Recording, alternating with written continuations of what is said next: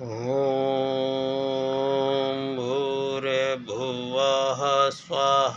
तत्सवितुर्वरेण्यं भर्गो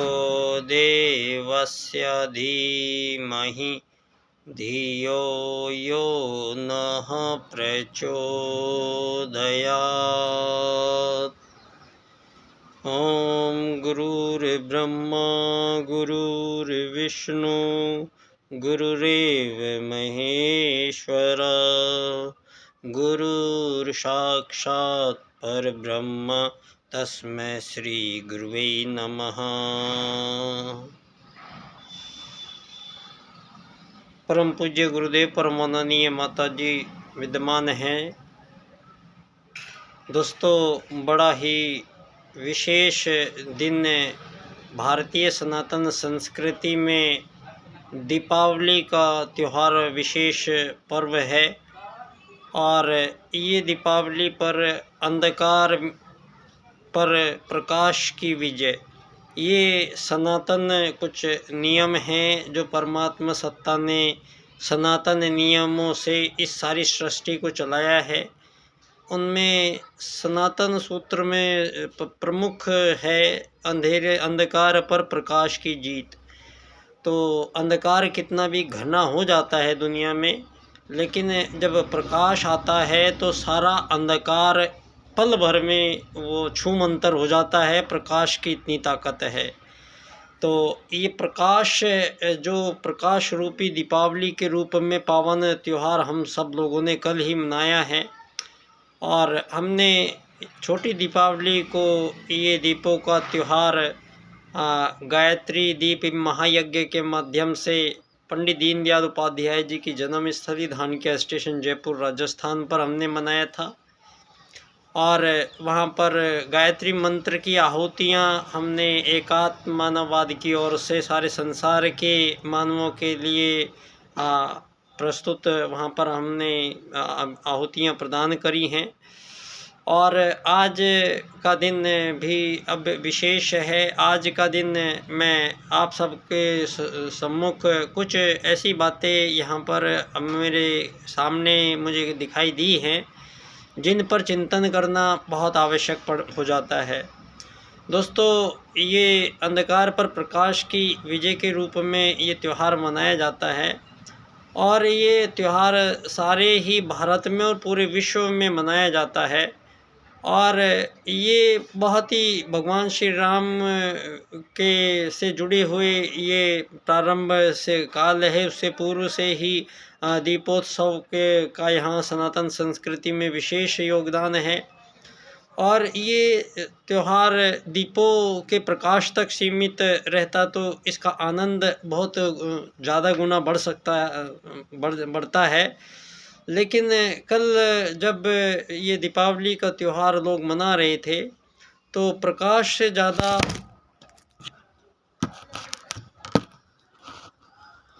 यहाँ प्रकाश से ज़्यादा जो हुआ है वो यहाँ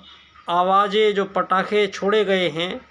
और इतने सारे पटाखे, इतने भारी बमों का प्रयोग उनमें किया गया है। तो यहाँ जब वो पटाखे छूट रहे थे वो कई घंटे लगातार वो हुआ है। लगभग 6 घंटे से भी ज़्यादा का ये समय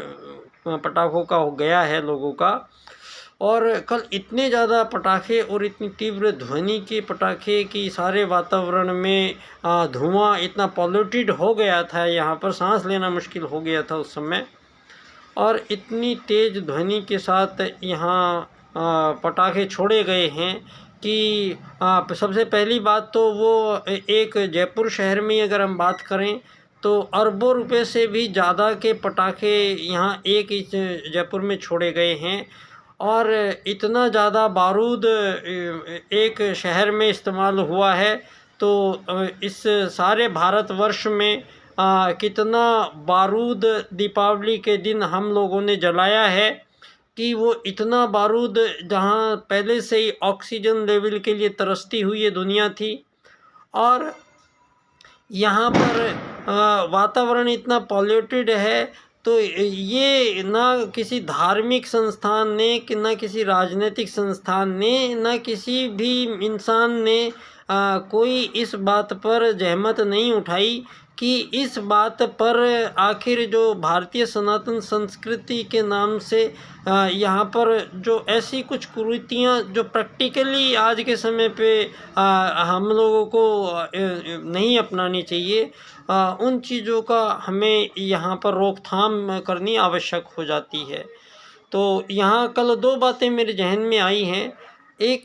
जब वो पटाखे छूट रहे थे तो इतनी ध्वनि के साथ कि वहाँ कोई भी हादसा अगर कहीं होता है तो हादसे की सूरत में ये पता ही नहीं लग पाने की स्थिति थी कि हादसा कहाँ हो रहा है, कितना बड़ा हादसा है और उसको रोकेंगे कैसे। इस चीज़ के लिए मुझे लगता है कि पूरे देश भर में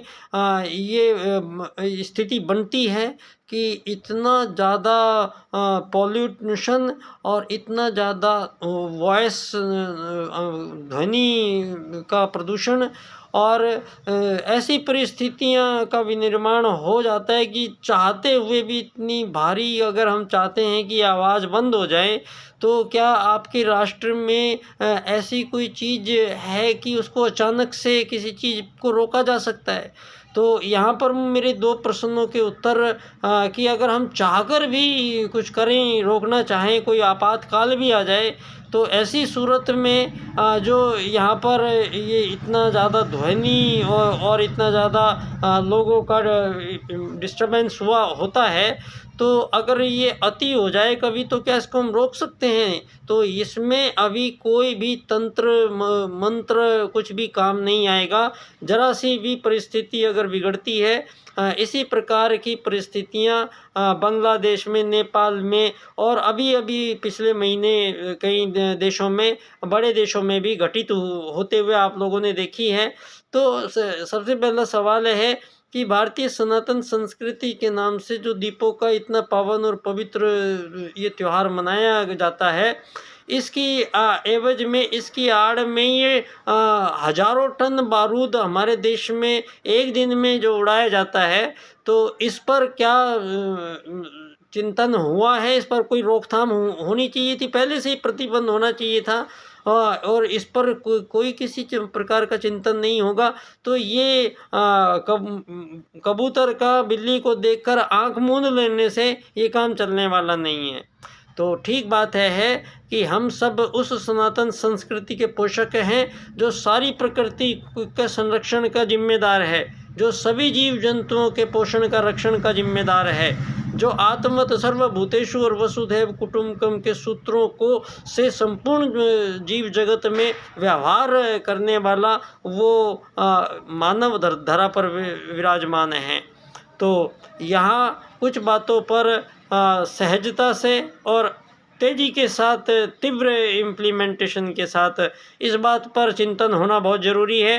कि जितने भी त्यौहार हैं, चाहे वो कोई से भी धर्म में हैं, अगर उन त्योहारों में इस प्रकार की कोई प्रैक्टिकल वाली जो समस्याएं, कई धर्मों में जानवरों की बलि दी जा रही है, आज भी जानवरों को कत्लेआम किया जा रहा है। तो आत्मत सर्वभूतेषु के सूत्र के अनुसार मानव किसी भी प्रजाति को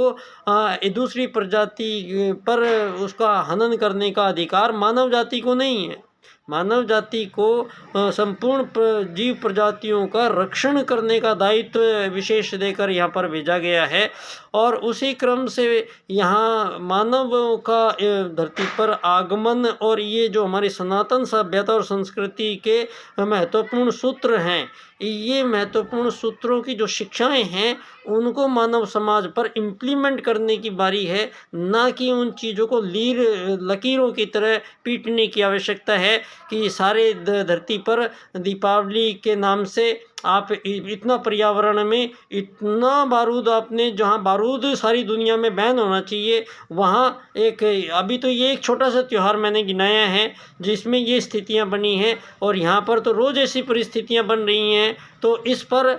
शीघ्र संज्ञान लिया जाना चाहिए। इन्हीं बातों के साथ मैं आज आप सभी को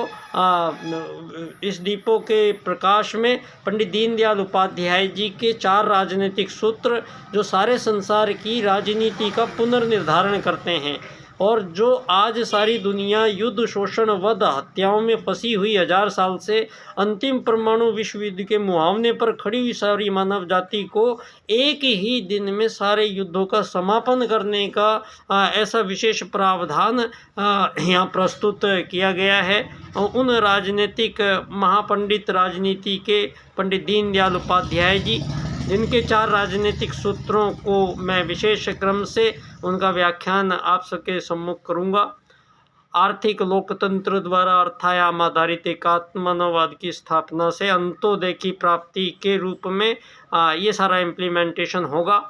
तो बहुत बहुत धन्यवाद। बच्चा डॉक्टर की ओर से परम पूज्य गुरुदेव परमानंदीय माता जी को नमन करता हूँ, और दीनदयाल उपाध्याय जी के एकात्म मानववाद की ओर से सारे संसार में इस दीपों के प्रकाश की जो रोशनी है वो सारे संसार के 7 अरब मानवों तक फैलनी है। और एक और मैं आप सब लोगों को विशेष शुभकामनाएं देना चाहता हूं। आज ये जो दिन है, ये भारतीय जनसंघ की स्थापना पंडित दीनदयाल उपाध्याय जी ने की थी उत्तर प्रदेश में, और उसके 1 साल बाद में इसको अखिल भारतीय स्तर की पार्टी बनाया गया था, अखिल भारतीय जनसंघ के रूप में। लेकिन इस पार्टी को बनाने का जो श्रेय गया है वो पंडित दीनदयाल उपाध्याय जी को जाएगा,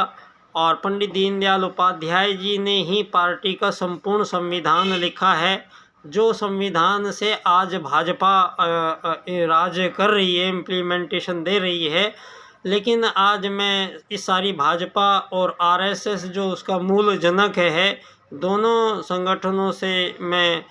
विशेष निवेदन करना चाहता हूँ कि जो भी पंडित दीनदयाल उपाध्याय जी के 4 राजनीतिक सूत्र जो अभी मैंने इस क्रम से इनकी व्याख्या हुई है, तो इस क्रम से यदि हम राजनीति को यहाँ पर इस पर चर्चा करके देखें तो एक ऐसी राजनीति निकल के आ रही है जो सारे संसार के मानवों की संपूर्ण समस्याओं का समाधान प्रस्तुत करती है।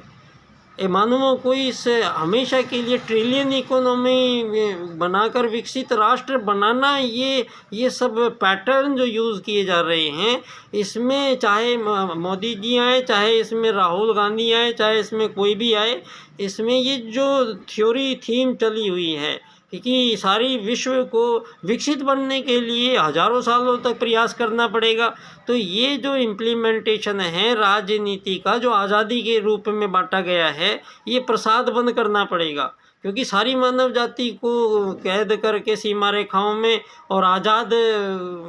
हैं कह दिया गया है। और जबकि किसी भी आज़ाद देश के प्रधानमंत्री, राष्ट्रपति तक को अपने देश की मुद्रा का क्या, उसका धन की कीमत क्या होगी, ये तय करने का अधिकार किसी एक देश के प्रधानमंत्री, राष्ट्रपति को नहीं दिया गया है। तो ये सारा अधिकार, जिससे पूंजीवाद से ही सारी दुनिया को धन आधारित जीवन पद्धति से जब चलना ही पड़ा है, तो उनको ये अधिकार क्यों नहीं दिया गया है कि हम अपने लोगों का, हम अपने जो पैसा यूज़ कर रहे हैं उस पैसे की कीमत तय करने का अधिकार हमें होना चाहिए। तो आज़ादी थी। ये जो घुमा फिरा के ये जो आज़ादी के नाम पर गुलामी बांटी गई है, ये धन आधारित जीवन पद्धति की, इसी को धरती पर पहली बार कोई राजनेता आप सब लोगों के बीच प्रस्तुत करता है। पंडित दीनदयाल उपाध्याय जी का विशेष राजनीतिक सूत्र अर्थायाम, जिसमें ना धन की कमी हो और ना धन की अधिकता हो। तो ऐसी स्थिति सब बना के तैयार हो चुकी है, उसी पर परिचर्चा जारी रहेगी। बहुत बहुत धन्यवाद।